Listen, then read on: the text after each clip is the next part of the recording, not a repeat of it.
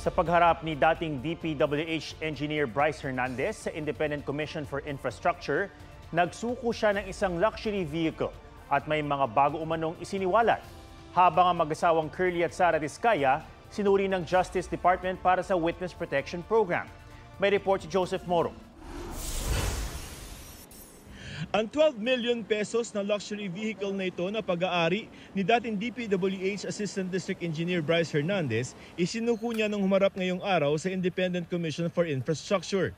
Sir, bakit niyo sinoli yung sasakyan? Sir.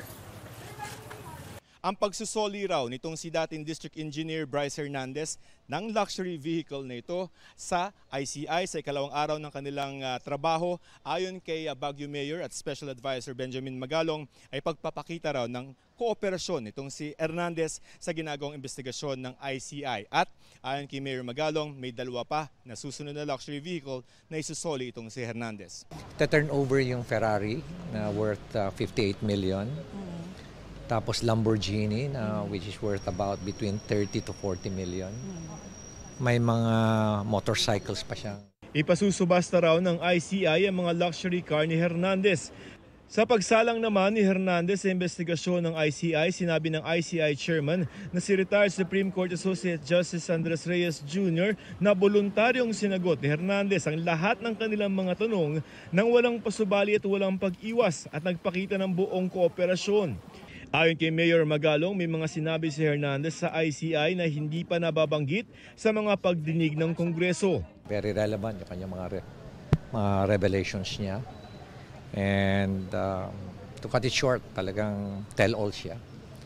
And he continued to cooperate with us para talagang ma-identify palalo yung iba pang mga sangkot.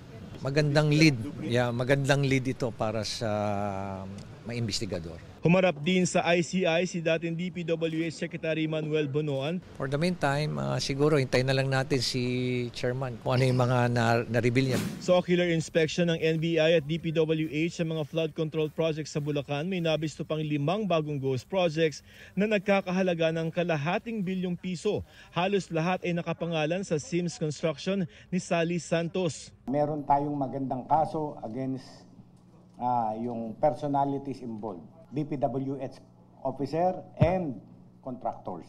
Ang daming ghost project, ang daming yung hindi tama yung pagkakagawa, substandard.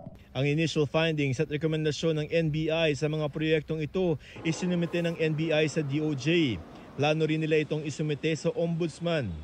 I-evaluate natin yan, but we will have to look at the jurisdictional matters first. Kasi nga, we have a MOA with the Ombudsman. We cannot prosecute everything.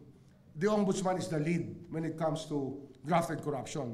Sa DOJ naman, dumating ang mag-asawang Curly at Sara Diskaya. In-evaluate na ng Justice Secretary kung pwede silang ipasok sa Witness Protection Program. Confidential ang proceedings ng witness protection. I think that they're really looking for a solution to their problems. I think that it's a relief for them to be talking to people who just want to go to the truth. Paglilinaw ni DOJ spokesperson Miko Clavano, ang evaluation ay para pa lamang sa witness protection at hindi pa upang maging state witness. Yung state witness po kasi, we will find that out later on in the case. Pag meron na pong naka-file na kaso sa korte, we will have to move for the discharge of the witness to become a state witness. And that's when the state immunity comes in. Nais din daw mapasailalim sa WPP evaluation ang 2 hanggang 3 raw na konektado sa maanumalyang flood control projects. Ang isa ay kasama sa 15 contractor na tinukoy ng Pangulo na naka-corner ng 20% ng kabuang budget ng mga proyekto. Si Remulla naman meron daw nais makuha taga DPWH para sa WPP evaluation. May mga vital link yan. Alam mo naman tayo, we have to create the links and correct the dots. And sometimes they are the most important pieces of the puzzle. Kinakausap na raw niya tungkol dito ang Senado. Joseph Morong, nagbabalita para sa GMA Integrated News.